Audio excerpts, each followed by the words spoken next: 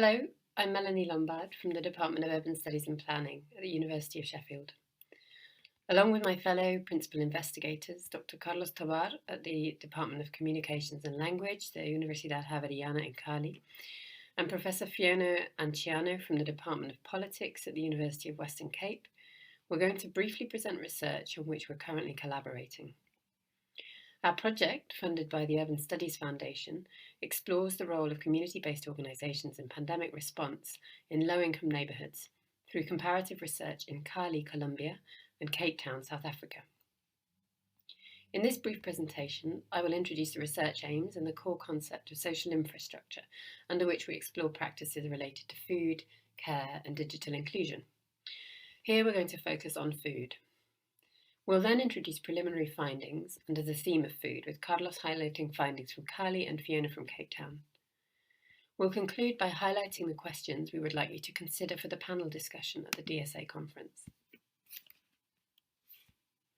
It's by now well understood that both pandemic and control measures severely affected urban residents' ability to meet basic needs, particularly relating to food, services such as health, education, and childcare, and access to reliable information. Community-based organisations, or CBOs, have played a decisive role in pandemic response in many lower-income neighbourhoods, mitigating vulnerabilities by responding to gaps in basic needs provisioning. The pandemic's critical juncture offers transformative potential for CBOs, revealing them as key actors at neighbourhood and urban scale. Nevertheless, little is known about their enhanced role in pandemic response or exactly how this affects community capacity to withstand future crises.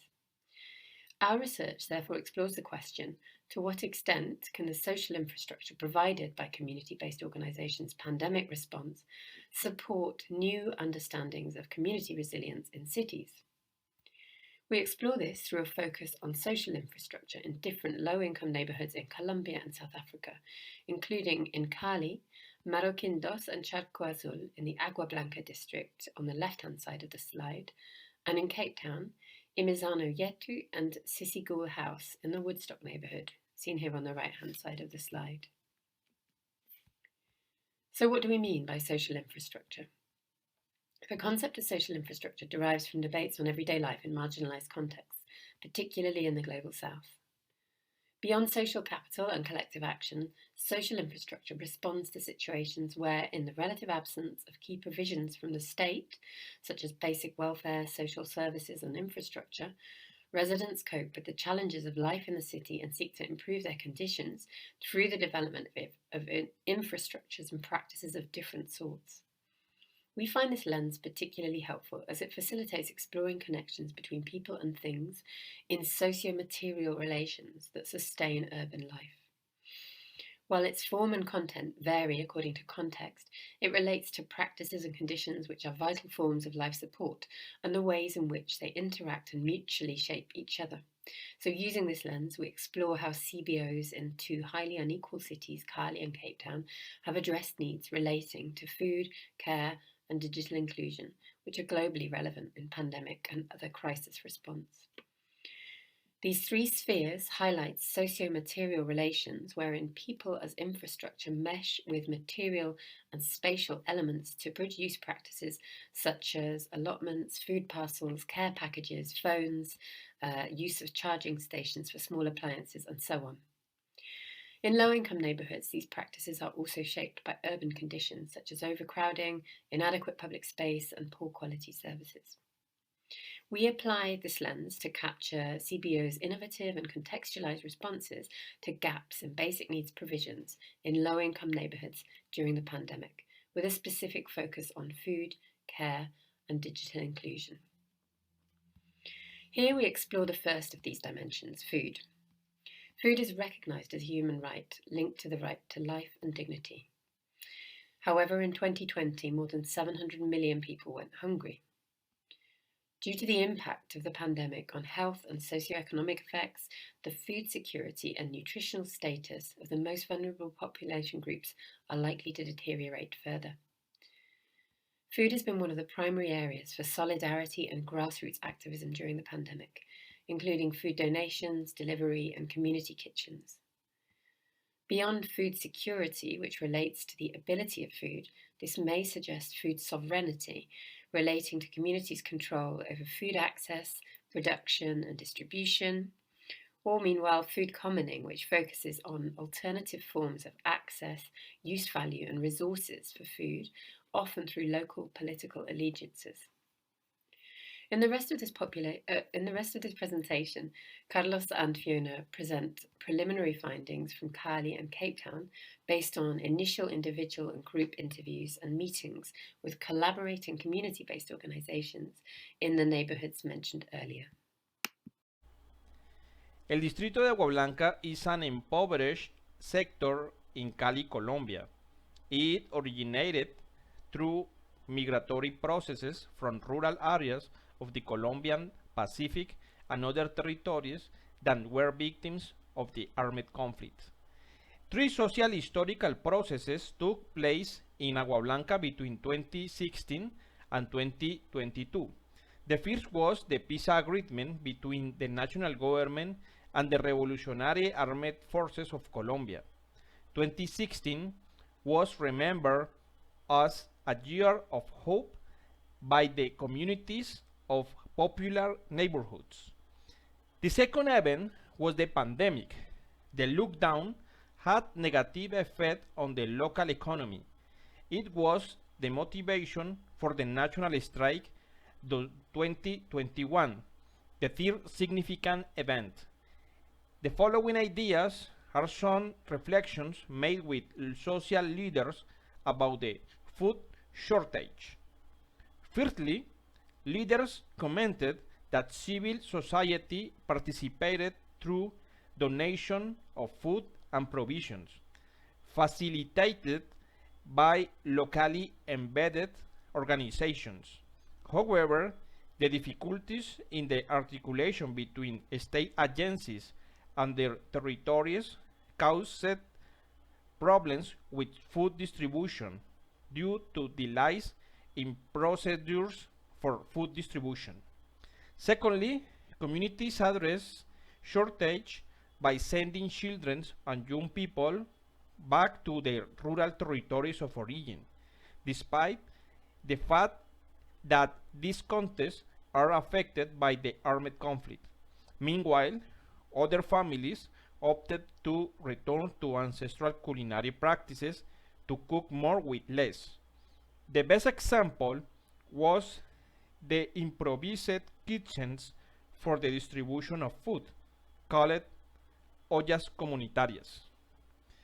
In the neighborhood Charco Azul, the CBO proposed the tables of hope, spaces where people could donate or take food depending his needs. Thirdly, the organizations we spoke to join forces with public and private entities, such as the Mayor of Cali and the Colombian Institute of Family Welfare, to cover the demand for food, but the responses were never sufficient and only solved day-to-day problems. In conclusion, interviewees assume that the pandemic emergency is being faced in the same way as others where the state has failed, including civil war and the national strike. They saw a resilient attitude as presented in terms of purposeful endurance to face the emergencies of community life. When lockdown started in South Africa in March 2020, it was far-reaching. For weeks on end, no one could leave their homes, aside to buy food or for medical care. In a city such as Cape Town, where two of our case studies are based, this had a profound effect on those in precarious jobs. The informal economy works on daily trade, and being homebound meant no income. This affected food security. While it presented an immediate crisis, one of our case study CBOs shows how working together, it could actually be overcome.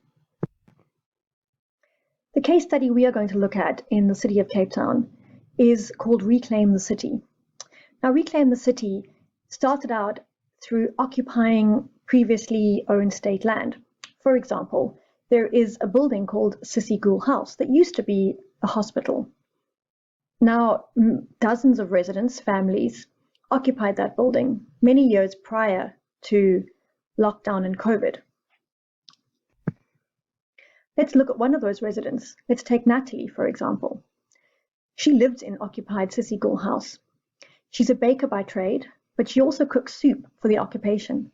And the soup is made up of donations of vegetables and dry mixes from a network of friends and relatives.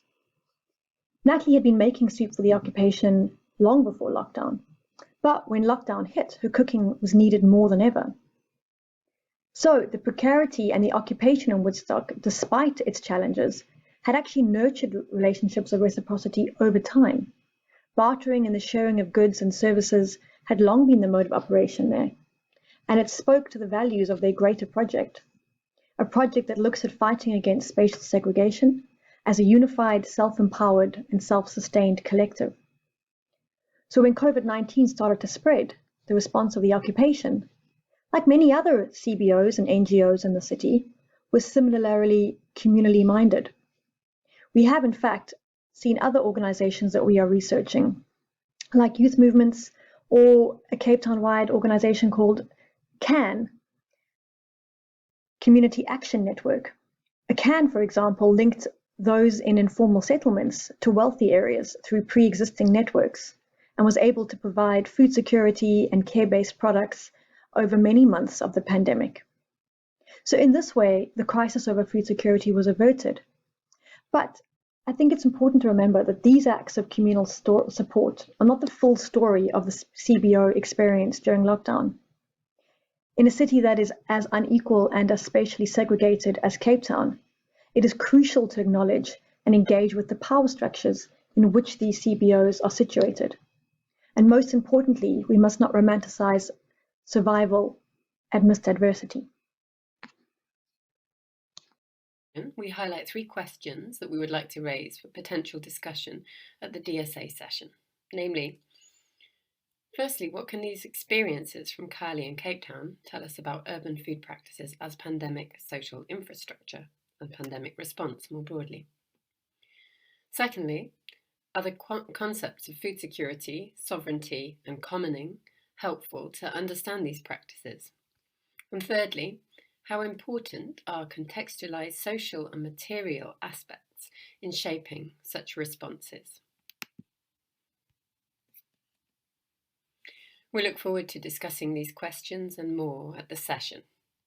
Thank you.